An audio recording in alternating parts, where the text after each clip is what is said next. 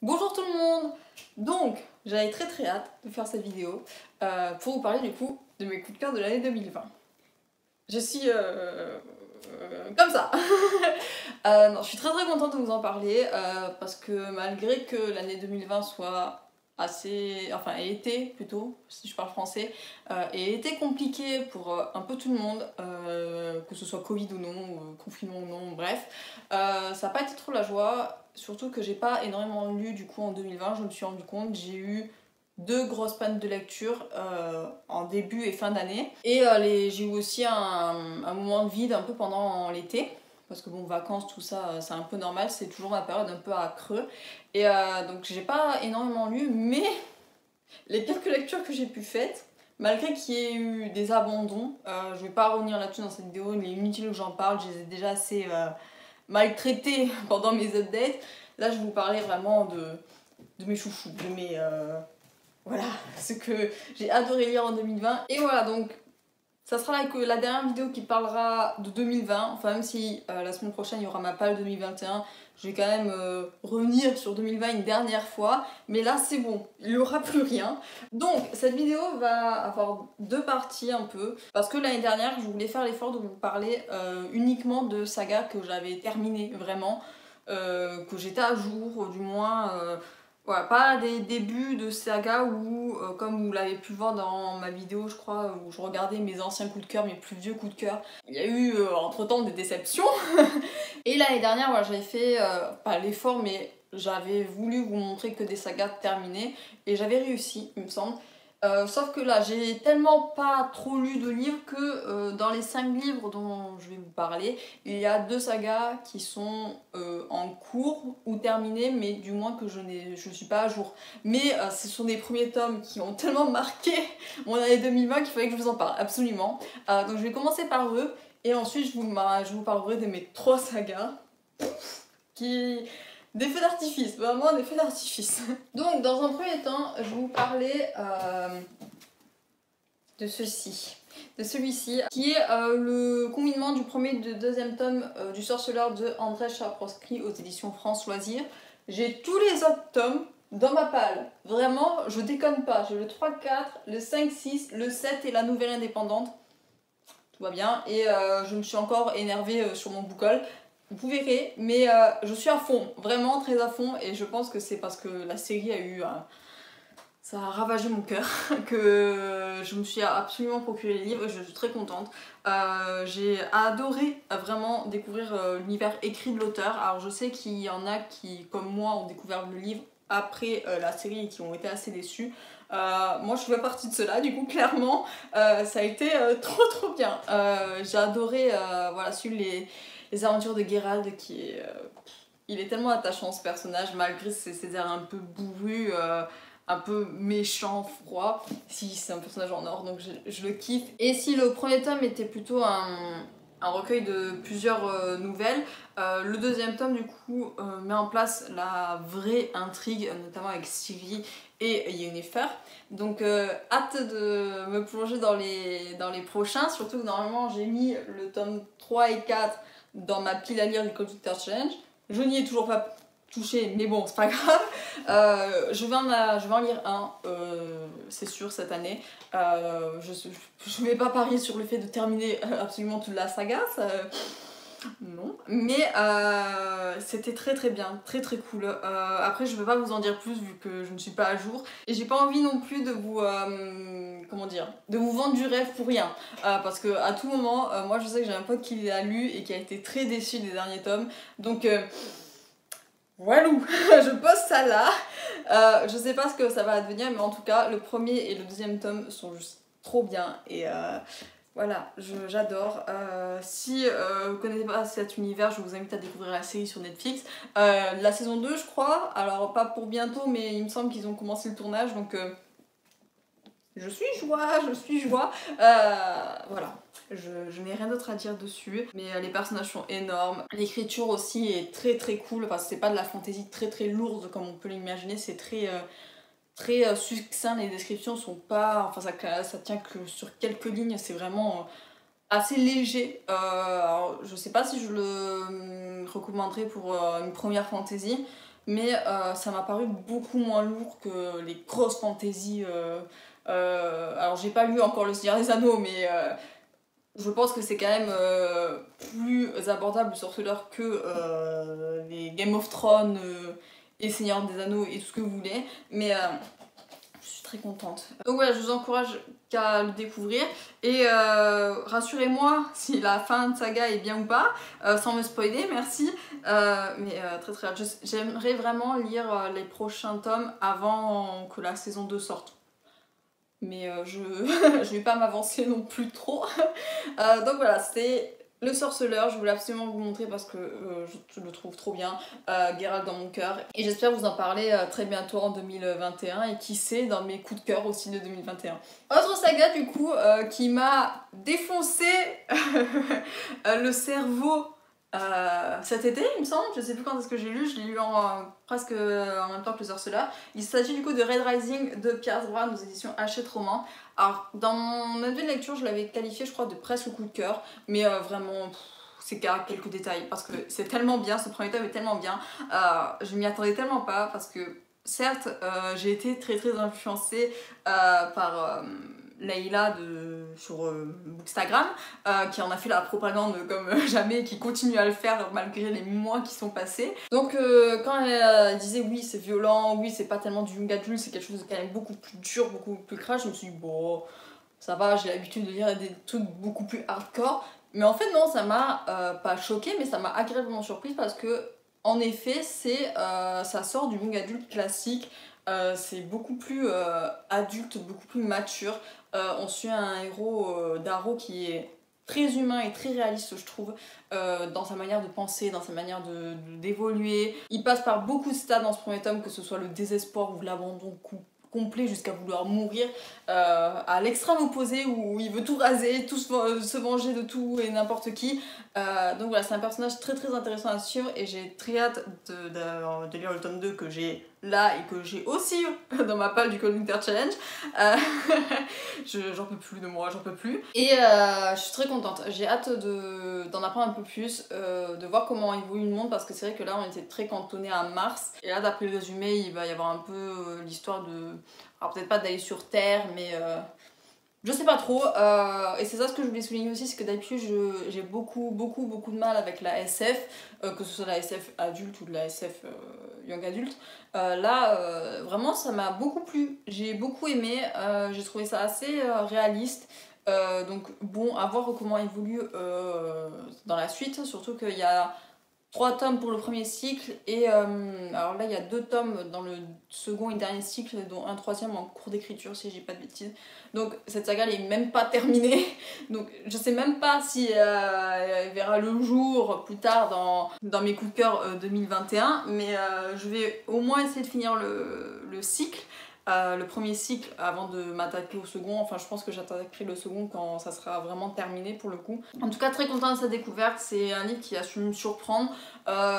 Si j'accepte ma légère déception à la fin voilà, de ma lecture, franchement ça se lit comme de l'eau, je crois que je l'ai lu à une vitesse mais j'étais tellement happée par... Voilà, Darrow c'est un personnage, je trouve, c'est ce qui fait la force du roman, en dehors de tout ce qui est intrigue un peu politique qui se fait et qui est juste trop bien à suivre aussi. Voilà, Darrow c'est un personnage hors norme que j'aime beaucoup et c'est le style de personnage que j'aimerais retrouver encore plus dans d'autres romans parce que voilà, il n'est pas parfait, il n'est pas lisse, il peut être méchant comme il peut être gentil, je trouve que c'est vraiment un personnage très, très bien fait et j'ai hâte de découvrir ses aventures et j'ai hâte de vous en parler en 2021 parce que le tome 2 il va y passer c'est sûr, mais voilà, je voulais vous le présenter dans mes coups de cœur 2020 parce que vraiment ça m'a procuré un tel sentiment de joie de lire Red Rising qu'il fallait que je vous le communique.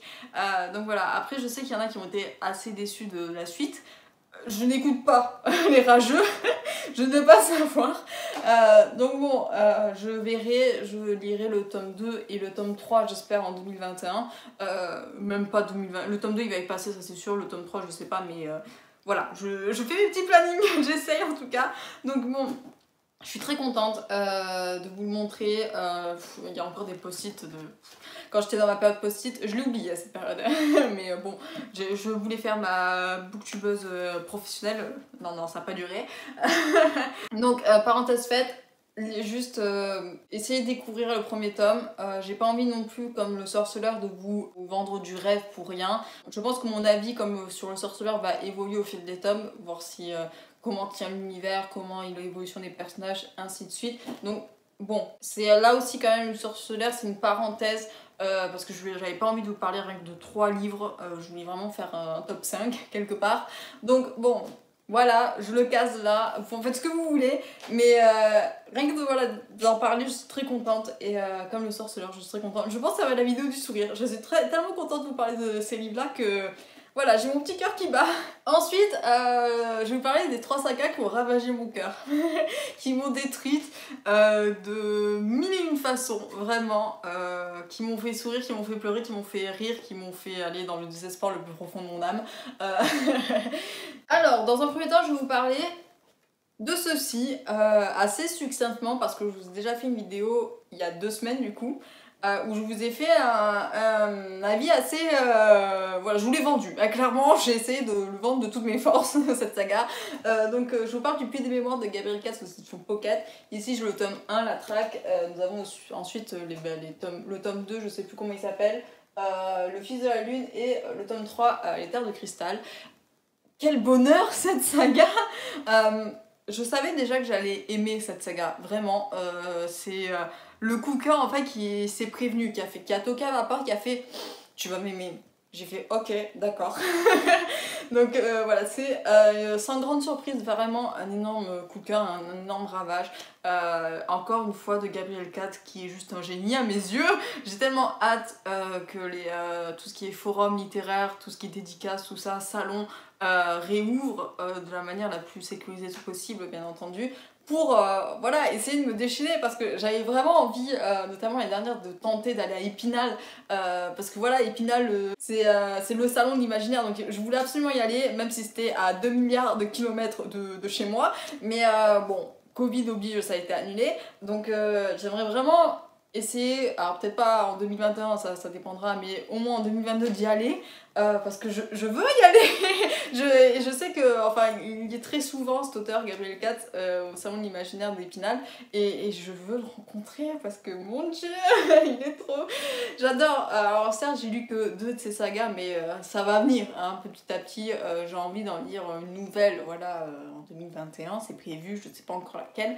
Mais voilà, le Puits des Mémoires, ça a été... un énorme coup de cœur, et le coup de cœur du coup le plus frais que j'ai dans ma mémoire, parce que voilà, comme je vous l'ai dit il y a 2 semaines, je vous en parlais encore, je vous le vendais, je vous faisais chier limite avec le Puits des Mémoires, mais vraiment très cool.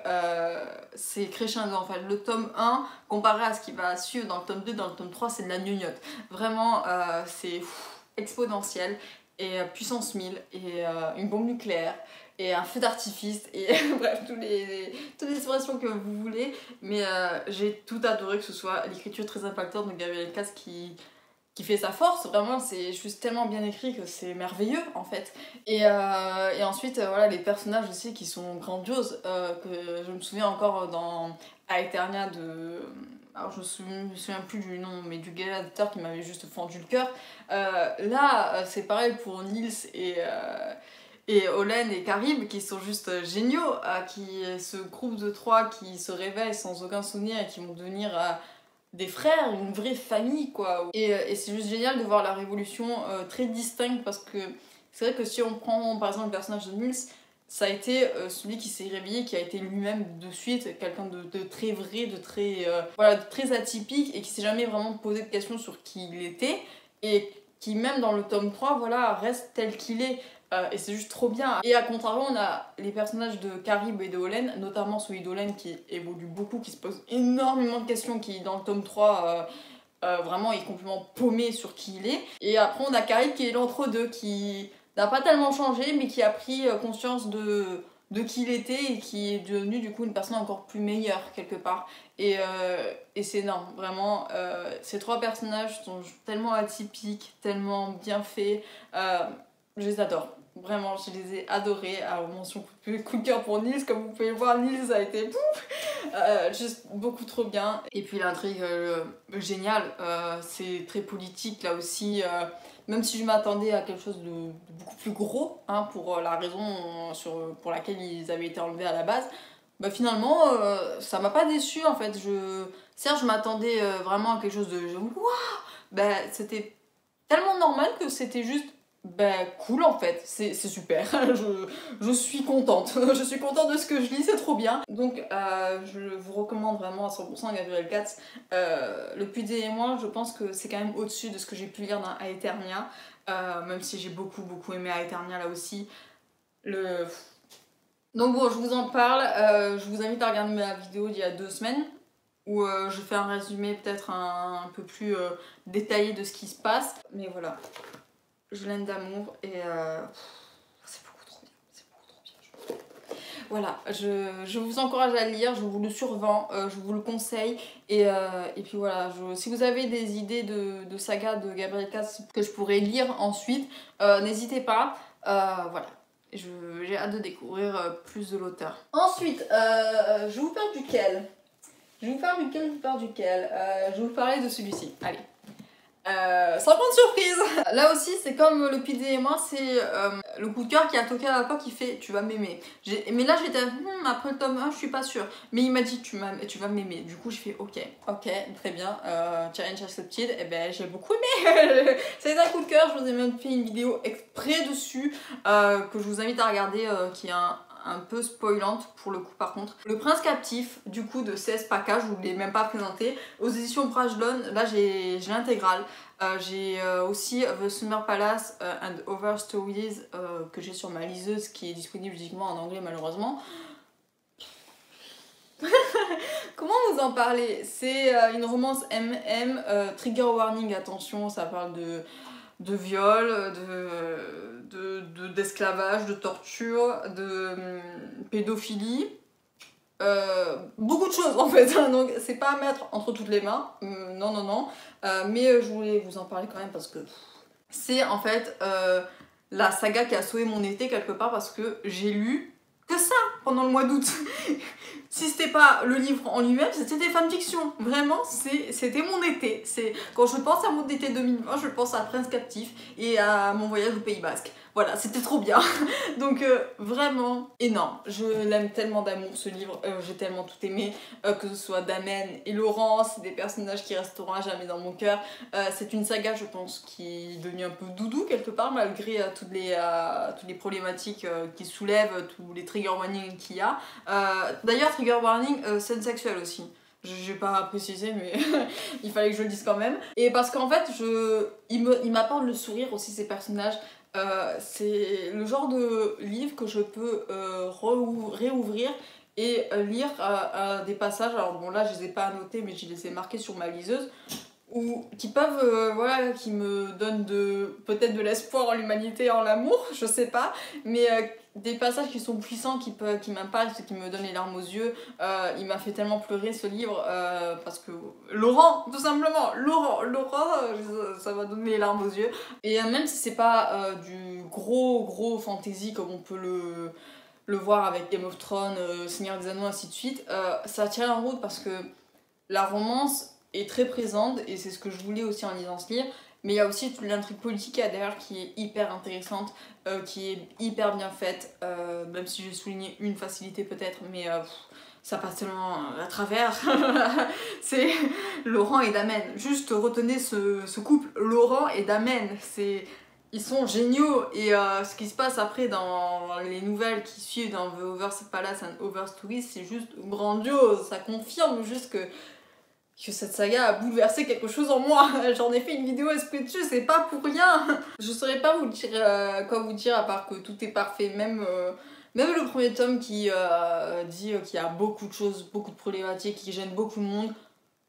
Moi ça m'est passé un peu au-dessus parce que j'ai tellement l'habitude de lire des trucs 1000 fois plus hardcore que sur le coup je me suis dit en quoi alors certes ça soulève des problèmes, mais justement en fait bref, j'ai pas envie de rentrer dans ce débat, j'ai juste envie de vous communiquer l'amour que j'ai eu pour Laurent et Damien dans Prince Captif, que voilà, ça a tellement bouleversé ma vie que, comme je vous l'ai dit, j'ai lu des fanfictions pendant des semaines, j'en pouvais plus, j'en ai lu, que ce soit en français, en anglais, mais je compte même plus. Donc bon, c'est peut-être la romance un peu cliché que j'ai pu lire des fois sur des fictions amateurs, voilà, l'esclave et le maître qui vont tomber ensuite amoureux, tout ça, mais c'est tellement bien fait, c'est tellement bien foutu. Je suis tellement folle que à un moment donné, j'ai limite presque fait comme Iman à vouloir m'acheter toutes les éditions possibles et imaginables, que ce soit en japonais, en coréen, en thaïlandais, tout ce que vous voulez, polonais, parce que la couverture, elle est magnifique. Vraiment. Ça fait quelque chose. Après, je le répète, ce roman n'est pas à la portée de tout le monde. C'est un roman très très adulte, donc je ne le recommanderais pas du tout pour des jeunes. Donc faites attention si jamais vous voulez offrir ou si vous voulez faire, si vous voulez vous-même découvrir Prince Captif, parce que alors pour moi c'est pas grand chose parce que je suis tellement dans le boys love depuis tellement d'années que ça va, mais pour quelqu'un de débutant, je pense que je privilégierais plutôt des romances mignonnes. Si, je sais pas si vous arrivez à me comprendre, mais là c'est peut-être un peu trop violent pour une personne qui veut des cœurs, des paillettes, tout ça, parce que la relation Laurent Damen, c'est pas que des cœurs et des paillettes, c'est beaucoup de violence aussi. Donc il faut l'avoir à l'idée pour le lire. Mais pour tous les autres, mais lisez-le, c'est beaucoup trop bien. Je les aime, vraiment, je les aime d'amour. Et c'est beaucoup trop bien. Et voilà, l'intrigue est géniale, les personnages sont géniaux, que ce soit Laurent Damen ou tous les personnages secondaires, à qui je me suis tellement attachée aussi dans le recueil de nouvelles en anglais, parce qu'ils sont trop bien, ils sont trop bien. Et c'est dommage que ce soit pas traduit en français, parce que c'est beaucoup trop bien. Puis l'écriture aussi est hyper bien foutue, enfin, je regrette juste que ce soit pas écrit à la première personne, vu qu'on a que le point de vue de Damen. Je crois que dans le tome 3, on a que 2 chapitres avec le point de vue de Laurent, mais c'est des tout petits moments, donc c'est pas grand chose. Mais voilà, je regrette qu'on n'ait pas été plus dans la tête de Damen, mais ça fait tellement le job que ça passe au-dessus, vraiment, ça me passe au-dessus. Lisez-le, rien que là j'ai envie de relire des moments, quoi. Je les ai pas marqués sur ce livre, mais c'est dommage, mais je pense que c'est ce que je vais faire cette année, je vais le relire et marquer des éléments qui m'ont... rien que là, mais... c'est voilà, ça a détruit quelque chose en moi pour le reconstruire en meilleur. Donc Prince Captif, c'est beaucoup trop bien, c'est beaucoup trop bien, et j'écoute pas les rageux là non plus. Ensuite, si le Prince Captif a refait mon été, ceci a refait tout simplement mon confinement. Je me souviens que je l'avais lu pendant le vlog de mon week-end de Pâques, où on était tous confinés, et où j'ai passé je crois que je l'ai lu en une journée ce livre, et que j'ai chialé toutes les larmes de mon corps. C'est le coup de cœur là pour le coup qui a toqué, et non, il n'a même pas toqué en fait, je dis n'importe quoi, il a fracassé ma porte. Il a fait tu vas m'aimer, poum, voilà. je te fous un coup de pied balayette, et puis c'est tout. Mon cœur n'est toujours pas remis, clairement, parce que j'ai acheté du coup le dernier Sally Green qui est sorti en français, et j'ai peur. J'ai peur de ce qui va advenir. Donc bon, je vous présente du coup Off Bad. Ici j'ai le premier tome Traque Blanche de Sally Green aux éditions Milan. Le tome 2 ici, Nuit Rouge, et le tome 3, Quête Noire.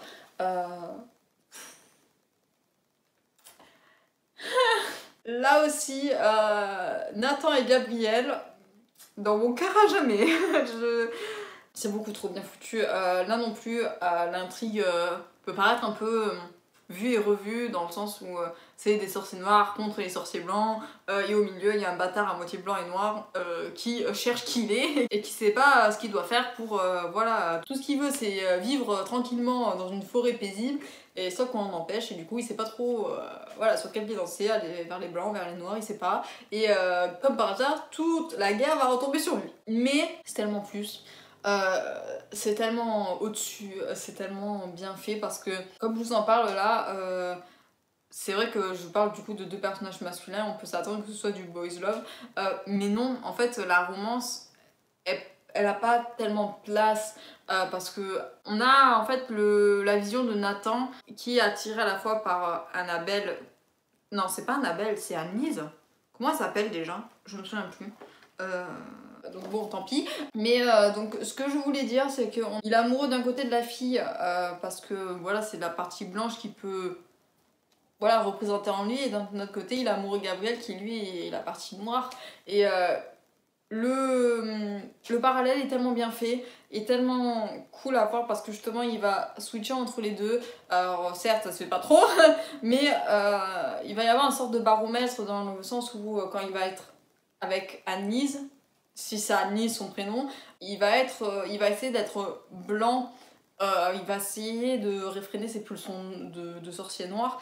Et quand il va être avec Gabriel, ça va être ses pulsions noires qui vont vraiment prendre le dessus. Et on va avoir du coup de l'autre côté Gabriel qui va essayer de le maintenir dans cette espèce d'entre-deux où il est noir mais il faut qu'il oublie que voilà, sa condition de bâtard blanc et noir ne doit pas faire qui il est.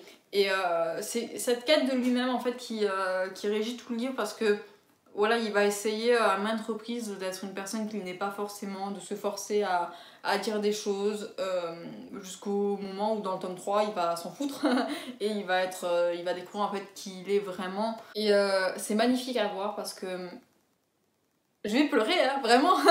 Je vais me remettre à pleurer en parlant de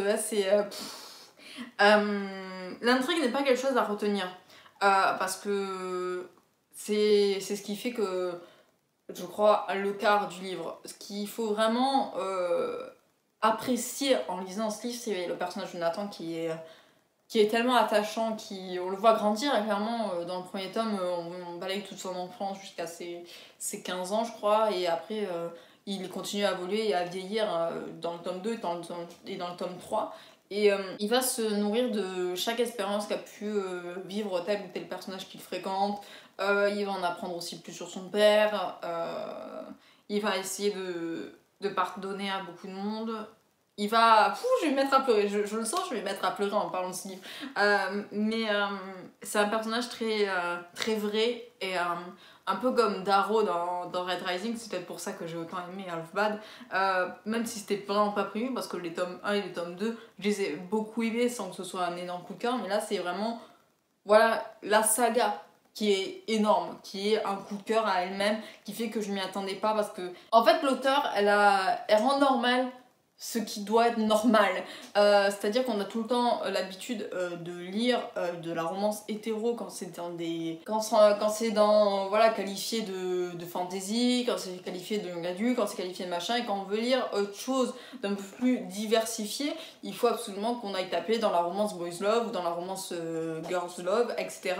Et sauf que là, non, justement, Nathan va désirer à la fois Annalise, pardon, je vais absolument l'appeler Annabelle, mais c'est pas ça, et il va aussi désirer Gabriel, et c'est quelque chose qui va être normal pour lui, en fait, parce que déjà, bon, il a sa condition de bâtard qui fait qu'il est au bout de sa vie, il a pas envie de se mettre plus de pression que ça, j'ai envie de dire, mais voilà, et c'est le genre de roman que je veux lire plus, c'est-à-dire que un homme qui aime un homme, une femme qui aime une femme, c'est quelque chose de normal. Je vois pas en quoi c'est différent que un homme qui aime une fille ou une fille qui aime un homme, on s'en fout vraiment, et j'ai pas envie d'aller absolument dans la catégorie boys love pour lire quelque chose d'un peu je sais pas, fantaisie, alors que c'est pas de la fantaisie, ça doit être quelque chose de normal, et c'est ce qu'arrive à faire du coup l'auteur, et j'ai beaucoup aimé parce que voilà, quand Nathan admet, parce qu'à un moment donné il était très à fond sur Anis et qu'il admet enfin qu'il éprouve vraiment beaucoup de choses pour Gabriel, en fait je m'y attendais tellement pas que du coup j'ai pleuré, j'étais là, oh mon dieu c'est trop bien, et voilà, enfin, c'est quelque chose qui est censé être normal, vraiment, et que j'ai envie de lire plus souvent. Et c'est ce que je disais dans ma vidéo sur la diversité. Il me semble que oui, je sais plus quand est-ce que je l'ai tourné cette vidéo, mais c'était avant les vacances d'été. Où, voilà, c'est un énorme problème que je trouve. Et l'auteur, elle arrive à faire ce petit truc qui change tout. Et la relation qu'entretient aussi bien Nathan avec Annelise qu'il peut entretenir avec Gabriel est juste magique. Elle est tellement bien foutue, et le lien qui va unir après Nathan et Gabriel est tellement beau, et la fin, mais quand genre rien que d'y repenser j'ai encore les larmes aux yeux, et c'est tellement bien, c'est tellement beau. Elle m'a tellement ravagé le cœur que j'ai vraiment très peur de... Comment elle s'appelle dans le saga Les voleurs de fumée. J'ai peur de mettre mes espérances tellement haut que ça va partir en fumée, voilà, pour faire un jeu de mots avec le titre. Mais je vous conseille vraiment de découvrir Rolfbad parce que elle vaut tellement de détours, cette saga. Je vous ai peut-être un peu spoilé ce qui se passe, notamment dans mon vlog, je crois que j'ai à peu près dit ce qui se passait dans la fin.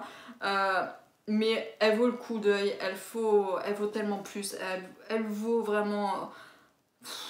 C'est tellement bien, il faut que vous la lisiez vraiment parce que là pour le coup c'est à la portée de tout le monde, il n'y a pas de trigger warning ni rien. Je regrette vraiment de ne pas l'avoir plus souvent en librairie. Voilà, après j'ai conscience que on peut pas mettre tous les livres du monde dans une librairie, mais je me souviens que j'avais trouvé le tome 1 complètement par hasard, je le cherchais même pas forcément, je voulais lire cette saga depuis un moment, mais je savais que quand je rentrais dans la librairie à Montpellier où j'allais, c'était pas pour ça que j'y allais, et quand je l'ai vu, c'était déjà le seul et unique tome, il y avait même pas le tome 2 et le tome 3, et je l'ai pris vraiment parce qu'il y était. Et je regrette pas, et franchement il faut qu'il y soit plus, et je regrette tellement pas de l'avoir lu, d'avoir pris le temps de le lire parce que je crois que il y a eu un an d'intervalle entre le tome 1 et le tome 2, des mois aussi entre le tome 2 et le tome 3, et je regrette vraiment pas d'avoir pris le temps et de ne pas avoir abandonné en cours de route cette saga parce qu'elle est tellement bien et je serais passée à côté de quelque chose de tellement magique qu'il fallait que je la lise. Vraiment, c'est une saga qui m'a bouleversée et qui m'a tellement émue et qui m'a tellement fait rire aussi parce que voilà, Nathan est un personnage très drôle malgré son caractère un peu cynique. C'est un personnage très violent mais à la fois très tendre et très humain, vraiment très humain. Je l'aime. Nathan, je t'aime. Vraiment, Nathan, c'est un personnage, je pense, qui est resté beaucoup dans ma mémoire pendant tout 2020. Je sais pas trop ce que va devenir voilà, la prochaine saga de Sally Green. Je sais qu'elle est terminée, elle fait 3 tomes, mais j'ai quand même hâte de découvrir ce qu'elle a pu nous faire parce que si elle arrive à nous faire une pépite comme Rolfbad, ça va être grandiose, vraiment. Donc voilà. Lisez Rolfbad, vraiment. Si vous devez retenir les sagas que j'ai pu lire cette année, c'est les 5 que j'ai pu vous présenter, les 3 plus particulièrement qui sont finis et que mon avis ne changera jamais dessus. Donc vraiment, découvrez Rolfbad, découvrez Sally Green, je suis tellement outrée qu'elle soit pas plus connue que ça. Vraiment, je vous envoie toutes mes ondes, lisez-le, vraiment lisez-le, il le vaut vraiment, et je pense qu'il vous décevra pas. Ça va être tout pour cette vidéo, j'espère qu'elle vous aura plu. Je suis très contente vraiment de vous pouvoir parler de mes lectures de coup de cœur de 2020. Quand j'ai réfléchi à cette vidéo, ça a pris 2 secondes vraiment de faire ma liste parce que je savais la lecture qui m'avait bouleversée cette année. Malgré le peu de livres que j'ai pu lire l'année dernière, c'est beaucoup trop bien. Je suis tellement contente, ça m'a mis du peps là de vous en parler. C'était le meilleur du meilleur, la crème de la crème. J'espère que cette année 2020 aussi en lecture vous a été plus que favorable, que vous avez aussi eu des coups de cœur aussi ravageurs que moi. Et puis voilà, j'ai hâte de continuer mes lectures, de parler de mes lectures de 2021, enfin bon là de janvier. Voilà, le commentaire se passe plutôt bien et vraiment je suis dans un mood, dans une dynamique assez cool pour la lecture. Vraiment, je suis très contente de ce que je lis actuellement. Je vais vous laisser sur ce. Je vous souhaite à tous un très bon week-end, une très belle soirée, une très belle journée, ainsi de suite, et évidemment d'excellentes lectures. Bye bye!